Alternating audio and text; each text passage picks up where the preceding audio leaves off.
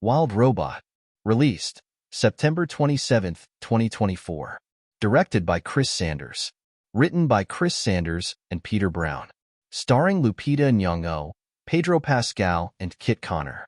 Rotten Tomatoes score, 98%. Metacritic, 86. IMDb, 8.3.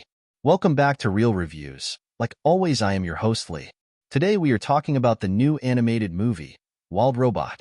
I didn't really know anything about this movie going in. Heck, I didn't even know who the voice cast was. But in general, I am a sucker for animated movies because they often do a good job conveying a compelling story. This is no different, but let's talk about it. So this isn't a super complex story. The main theme is nature versus nurture with a little bit of found family thrown in for good measure. I will say one thing just as a mild warning. This movie is rated PG and not G, and I would recommend taking that into consideration before taking a very young child. The opening is a bit rough with misfortune befalling our main character constantly. A few spoilers here.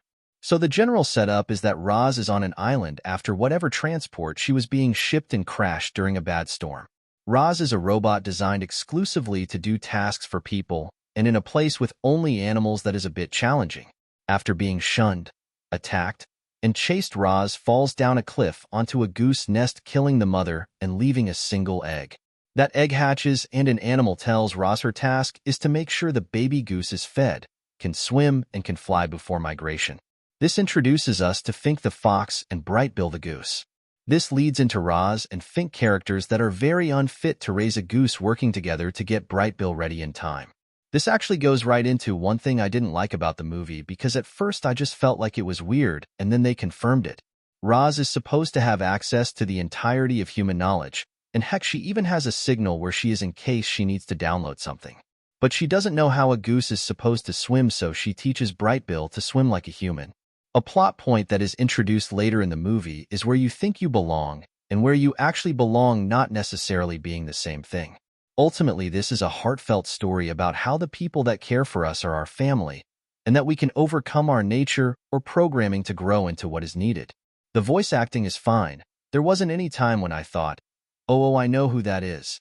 Part of that is probably because I haven't seen a ton of things with Pedro Pascal in it, so I couldn't immediately recognize his voice.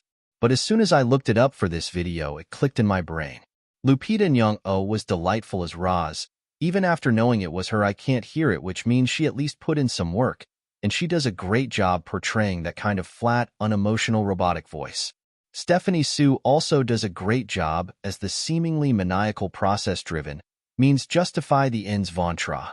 Most of the other characters have so few that they aren't really worth mentioning, even though there is some big actors like Bill Nighy, Matt Berry, and Mark Hamill are among them. Let's get to some questions. How does The Wild Robot explore the theme of nature versus technology? What insights does it provide into this relationship? Honestly, this was one of the shockers for me. While it seems like the story would declare them as being incompatible, it doesn't. Roz is not only able to learn about the natural world around her, but is able to work within the world and become an active power of good in the world around her.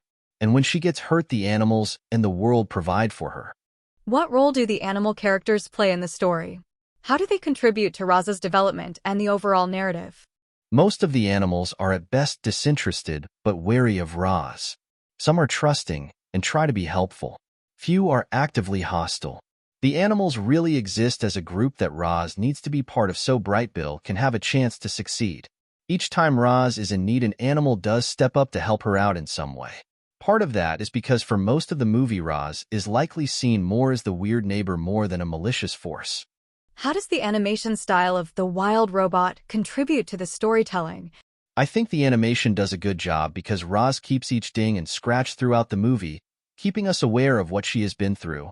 And this really takes a larger leap around the halfway point where she becomes covered in moss, and it stays like that for the remainder of the movie, showing that she is becoming one with the world around her. Ultimately, I think that Roz is a great protagonist, and I think Brightbill and Fink are enjoyable enough side characters. But I feel like Ventra, the closest character to an antagonist, kind of falls flat because she is just an amped-up version of Roz at the start of the film. If there had even been another character with Ventra that seemed mildly sympathetic, she would have been a much more interesting character. The art style at the start bothered me a bit because the background seems awkwardly stagnant, but like any good animated project that goes away pretty shortly as your brain adjusts to the movie. Heck, I had a harder time with the opening of Across the Spider-Verse. You may have gathered that yet again I enjoyed this movie. I gave it a 7 out of 8 or an 8.75 stars out of 10. Like always, if you made it this far, thank you so much for watching. If you enjoyed it, make sure to like, subscribe, and comment.